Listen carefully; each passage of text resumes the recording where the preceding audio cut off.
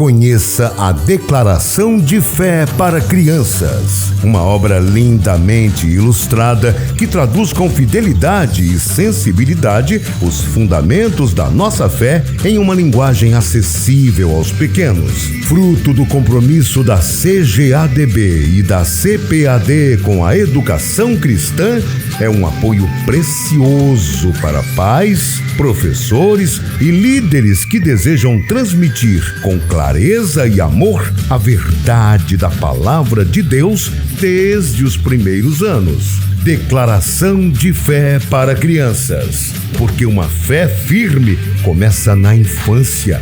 Um produto com a qualidade CPAD.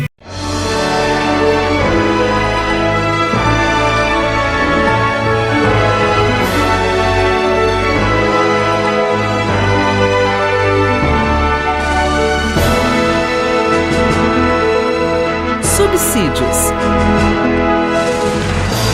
Lições Bíblicas Adultos. Lição 6. O bom pastor e suas ovelhas. Nesta lição, estaremos tratando sobre o bom pastor e suas ovelhas.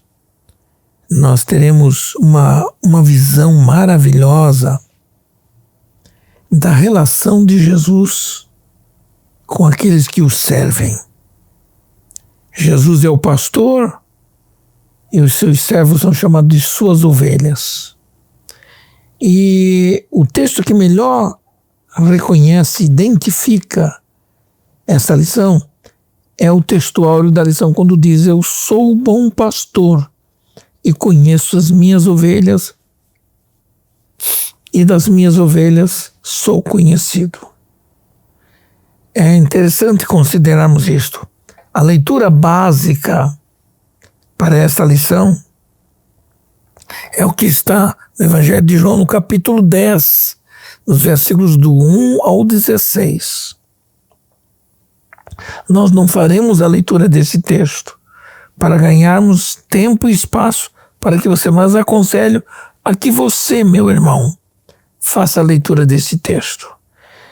Primeira coisa que eu gostaria de trazer a você é de que quando nós estudamos uma lição como esta, o livro que nós temos apresentado a você, além da sua revista de escola dominical, dará a você a oportunidade de conhecer verdades profundas, de conhecer uma ampliação do conhecimento acerca dessa matéria que deve merecer a nossa atenção.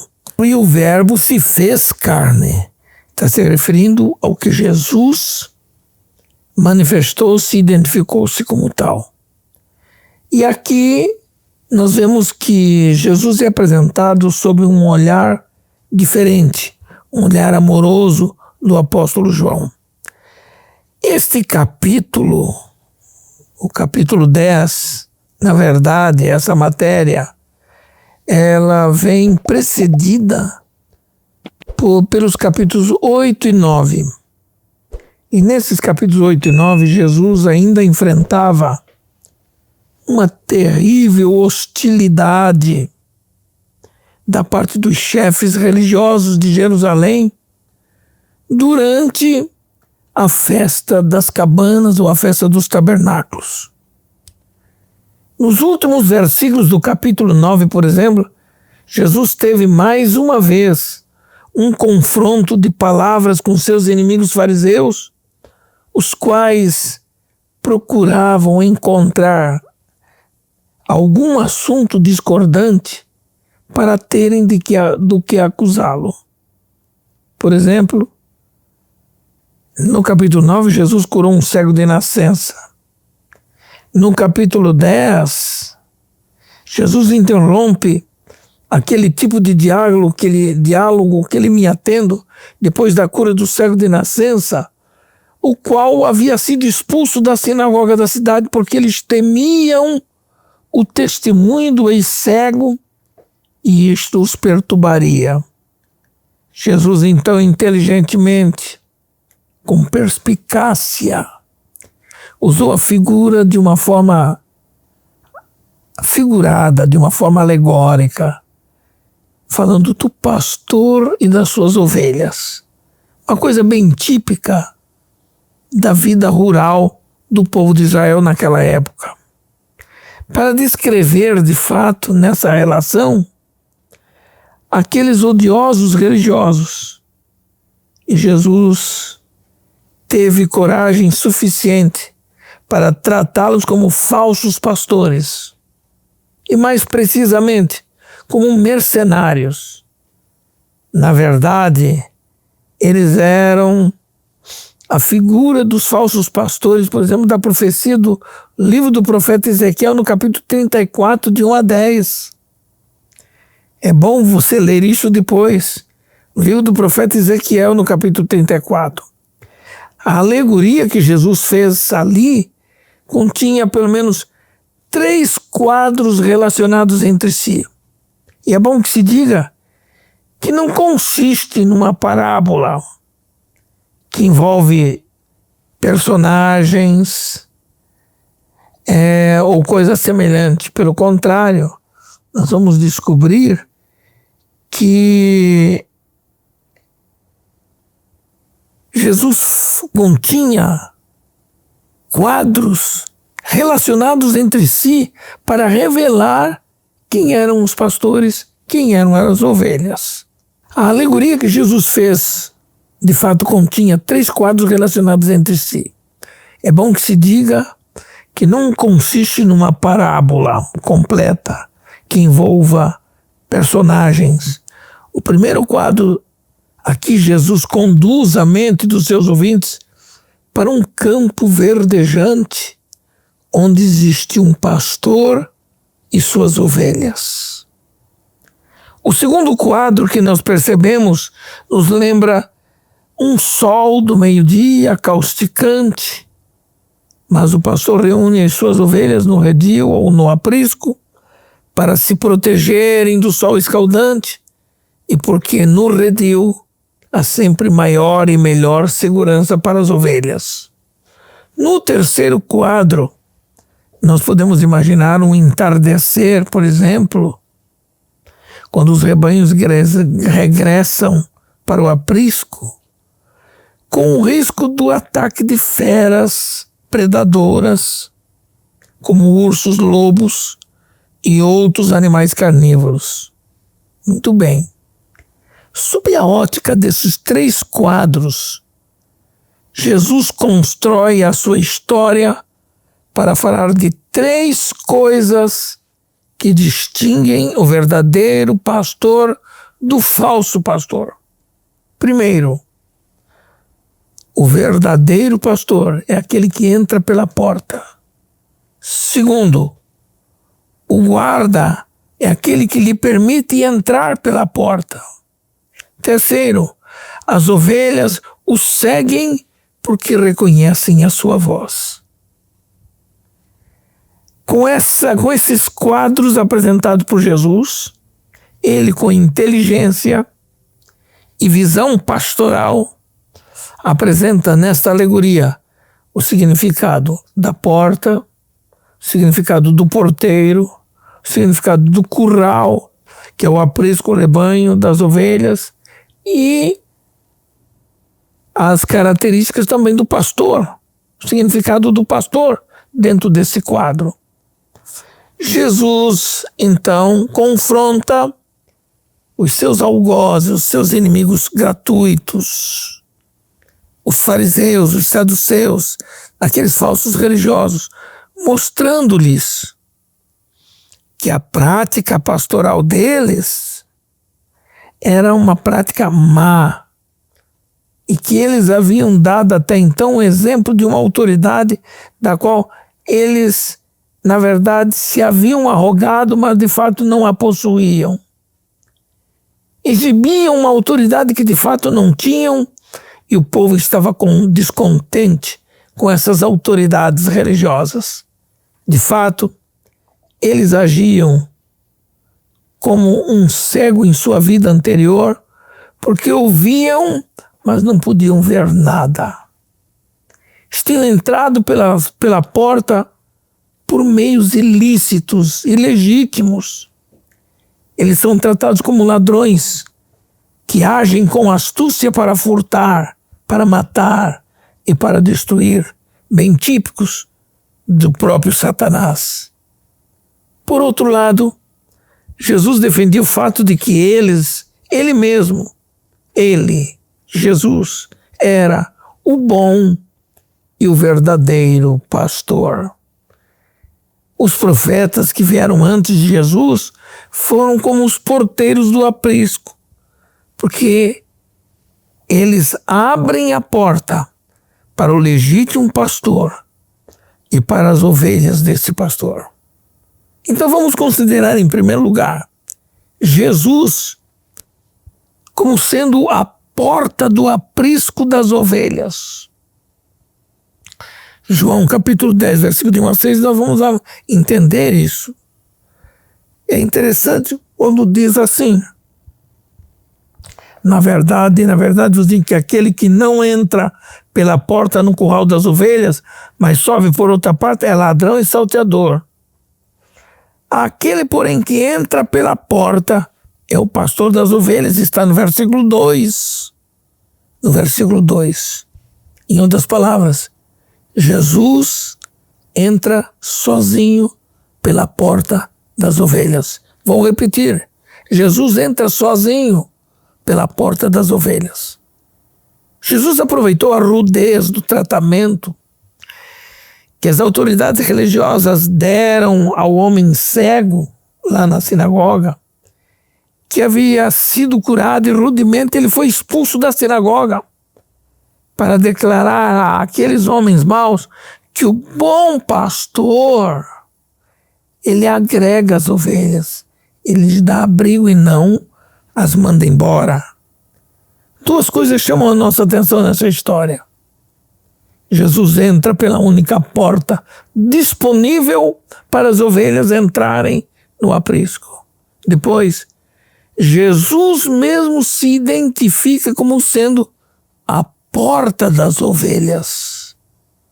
Vamos notar o seguinte: nos 3 primeiros versículos, Jesus é distinguido da porta e do porteiro. Mas no versículo 9, ele é a porta. Em que sentido Jesus é a porta? Essa relação entre a porta e Jesus, pessoalmente, revela que se ele é o pastor, também a porta é também a porta que dá acesso às ovelhas. Porque ele não é a porta do curral, mas ele é o meio, a porta de conduzir o seu rebanho aos pastos verdejantes e às águas tranquilas. Ora, o que significa a porta do aprisco? Significa, em primeiro lugar, aquele que entra por esta porta é o verdadeiro e único pastor. E os que entram no aprisco por outros modos e meios são identificados como ladrões e salteadores. Nos primeiros 5 versículos, João apresenta um desafio aos porteiros, que eram os guardas das portas da cidade, o aprisco, a fim de reconhecerem quem é Jesus, aquele que tem direito de entrar pela porta das ovelhas. Se alguém estranho às ovelhas tentar entrar e transpor a cerca do redil, então conclui-se que este não é o verdadeiro pastor. Porque as ovelhas, ao ouvirem a voz desse estranho pastor, não o reconhecem. Mas o verdadeiro pastor entra pela porta das ovelhas e elas ouvem a sua voz. E elas o seguirão sem medo algum. Por isso, Jesus mesmo declarou, dizendo: eu sou a porta. E de novo ele diz: eu sou o bom pastor. Um pouquinho mais à frente, Ainda em seu discurso para aquela casta religiosa dos fariseus, que eram falsos pastores, Jesus declara mais uma vez dizendo: eu sou o bom pastor. Notem aí, meus irmãos, o contexto dessa parábola de Jesus acerca daquele cego de nascença que havia sido curado por ele. Aquele homem foi expulso e agora era um ex-cego. Era uma ovelha do aprisco judaico, mas pelo fato de seguir Jesus onde ele estivesse, inclusive na sinagoga, aqueles judeus o rejeitaram porque ele seguia Jesus. Entretanto, aquele ex-cego passou a reconhecer que Jesus era o verdadeiro pastor de Israel e de todos quanto criam nele. Outra pergunta que se faz: quem é o porteiro? Versículo 3 diz assim: a este o porteiro abre, e as ovelhas ouvem a sua voz, e chama pelo nome as suas ovelhas e as traz para fora. A este o porteiro abre.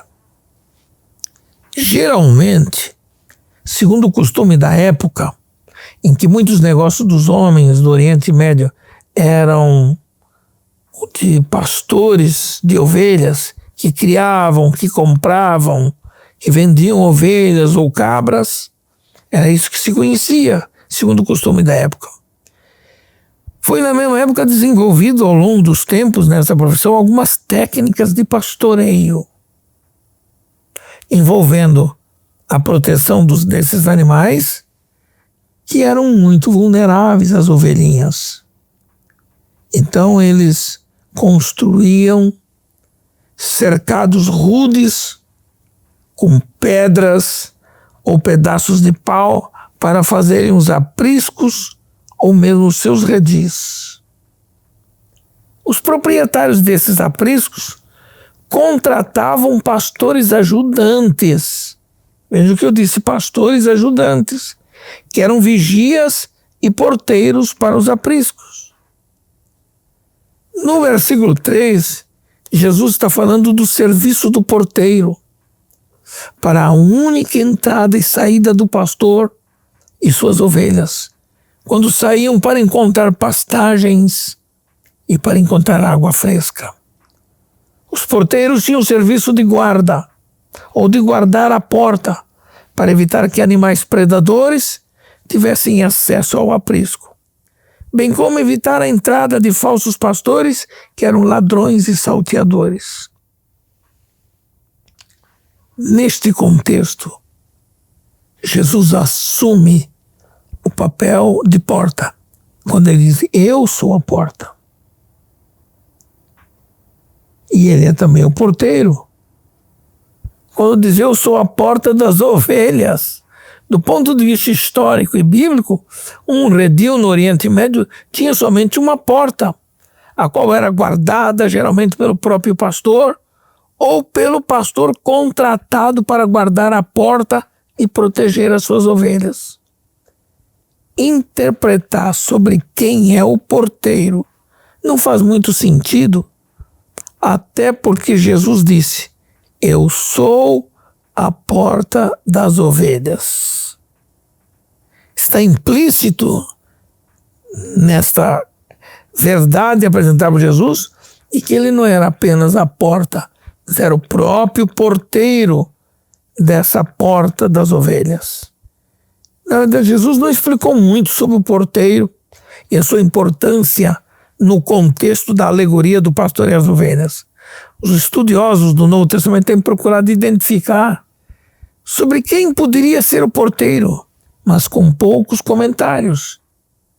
Num sentido especial, trazendo para a realidade de hoje, os líderes da Igreja de Cristo podem ser os porteiros espirituais, sob a direção do Espírito Santo, com a missão de serem também a porta pela pregação e pelo ensino do Evangelho de Cristo às ovelhas espalhadas no mundo inteiro, e não apenas as ovelhas do aprisco judaico.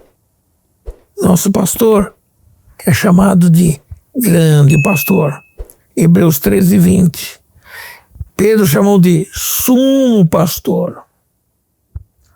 O grande, o sumo pastor.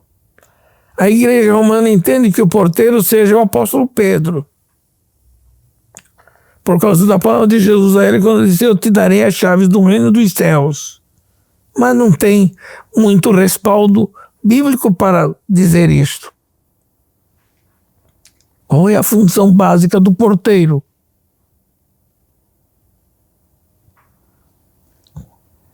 O porteiro era, na verdade, um subpastor, um pastor auxiliar, que era contratado e que devia saber quem era o verdadeiro pastor, que abria a porta para ele entrar e o ajudava no cuidado do rebanho.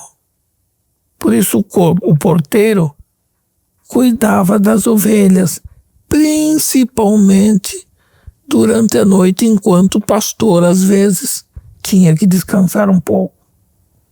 No caso de haver alguma tentativa de assalto ao aprisco, o porteiro acordava o pastor, e o qual, às vezes, estava descansando junto à porta.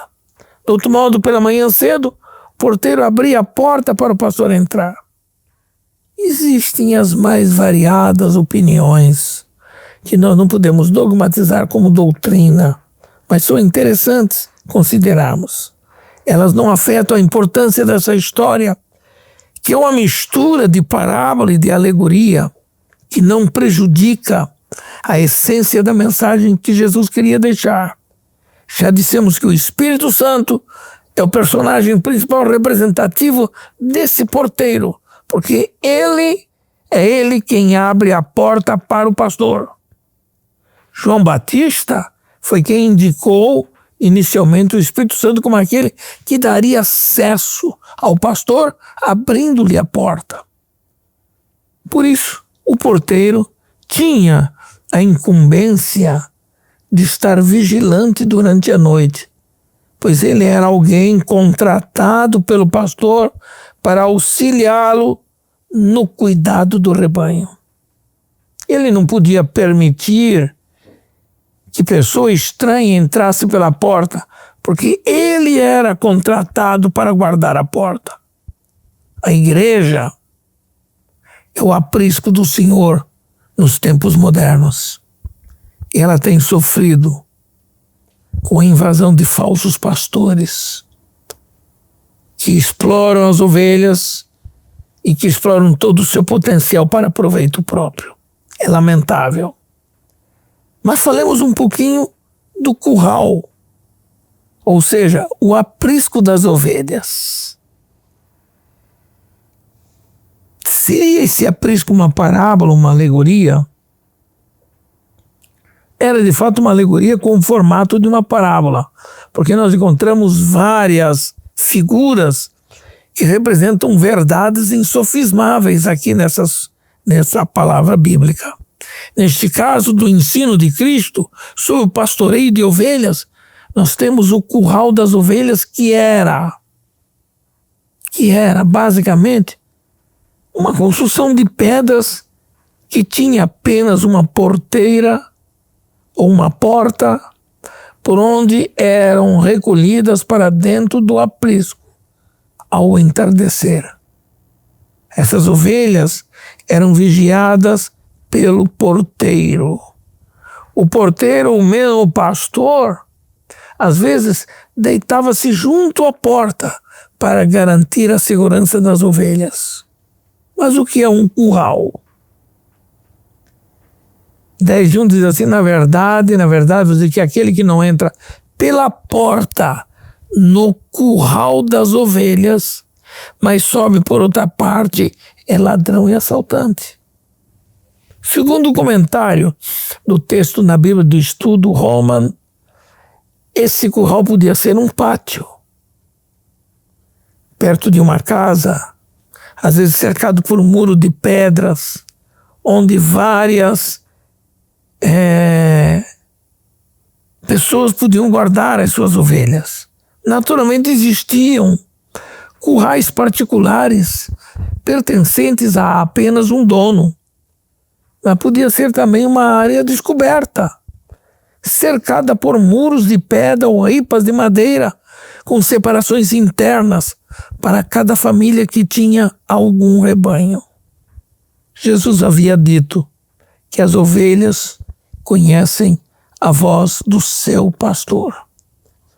E elas, ao ouvirem a voz do seu pastor, não a confundem com outras vozes, mas elas obedecem ao seu chamamento e o seguem. Portanto, biblicamente, o que representa o curral no Novo Testamento?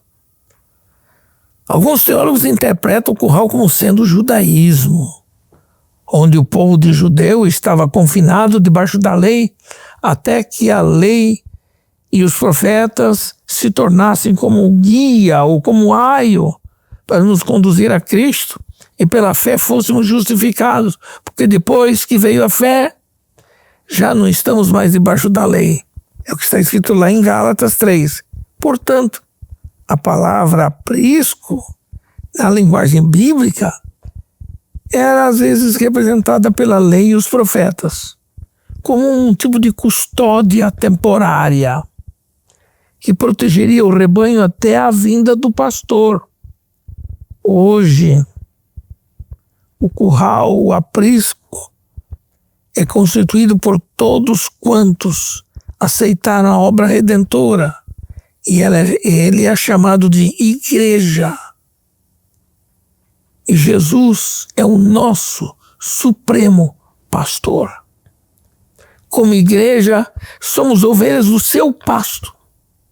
Os pastores neotestamentários cuidam da igreja de Cristo como um rebanho. Por exemplo, a Pedro, depois da ressurreição, Jesus apareceu aos discípulos junto do mar. E no diálogo que ele teve com Pedro, que ainda estava envergonhado pela atitude anterior ao negar o Senhor Jesus, entre outras palavras, Jesus disse a Pedro: Pedro, apacenta as minhas ovelhas. Está lá em João 21:17. Jesus conhecia muito bem o temperamento e o sentimento de Pedro e sabia que ele era, às vezes, um pouco precipitado ao falar, mas sabia também que ele seria um pastor de qualidade. No versículo 9 está escrito que o pastor leva as suas ovelhas para fora do aprisco. E quando ele volta, o porteiro abre-lhe a porta e o pastor chama pelo nome de cada uma de suas ovelhas e elas conhecem a sua voz. Está lá em João 10:27. A relação do pastor com as suas ovelhas é uma coisa importantíssima. E no versículo 11, Jesus diz: o bom pastor dá a sua vida pelas ovelhas. No versículo 14, Jesus diz: eu conheço as minhas ovelhas. E das minhas ovelhas eu sou conhecido. Vários versículos desse mesmo capítulo demonstram a relação amorosa e protetora do bom pastor pelas suas ovelhas.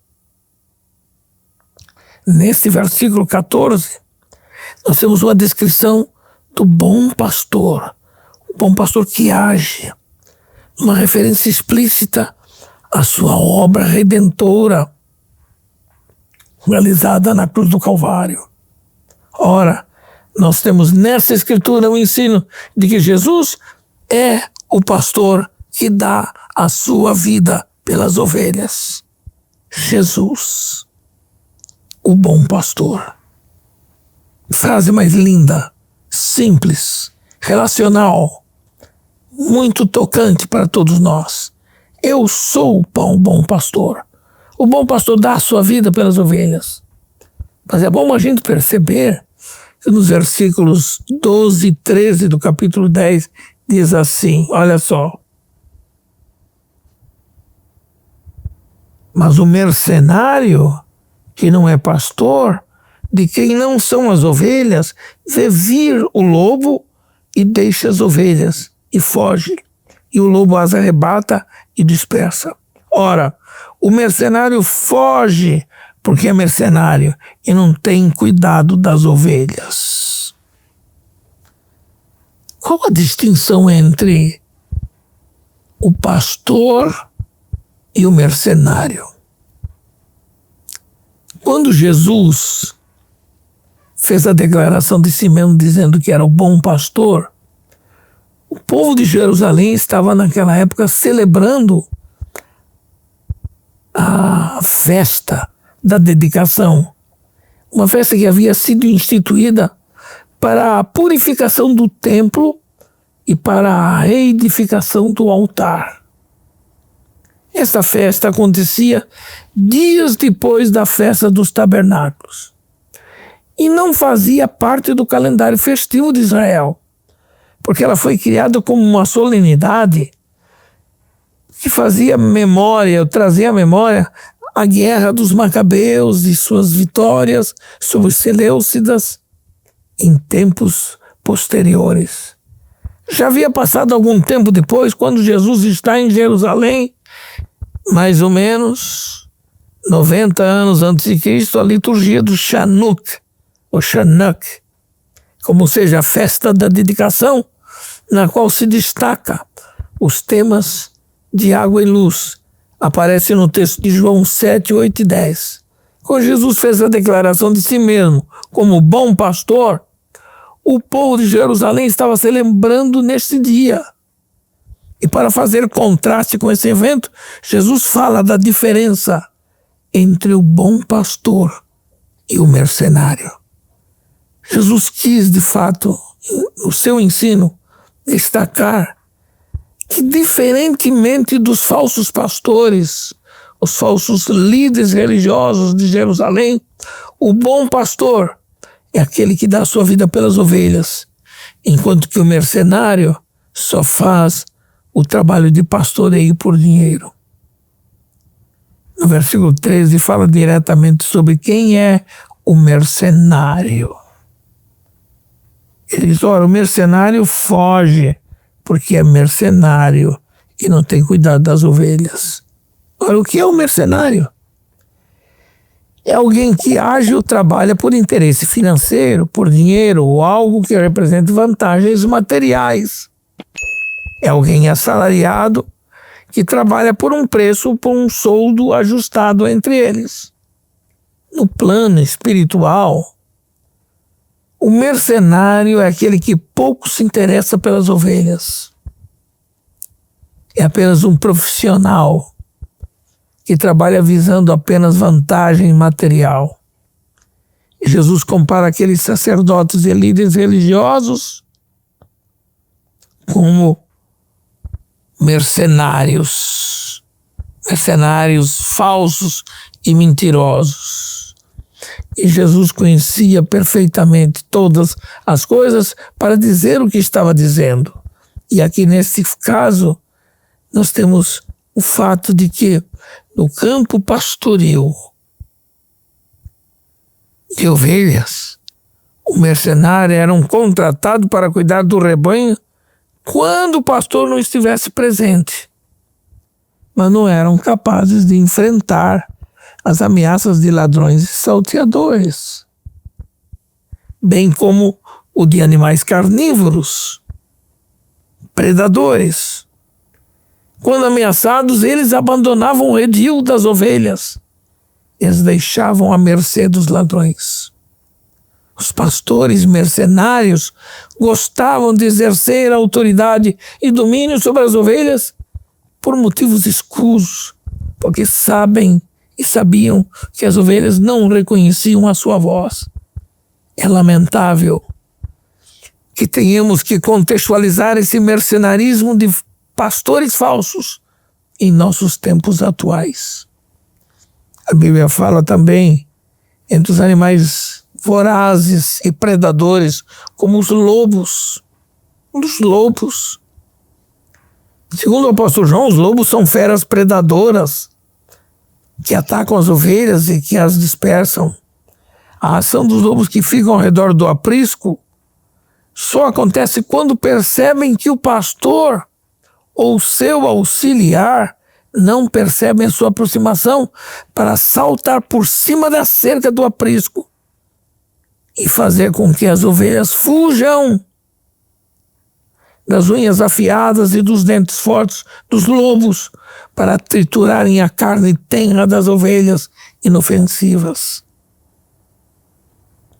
Geralmente, o mercenário pouco se importa com a segurança do rebanho. Pelo contrário, quando o rebanho é atacado, o mercenário foge e abandona o seu posto de porteiro.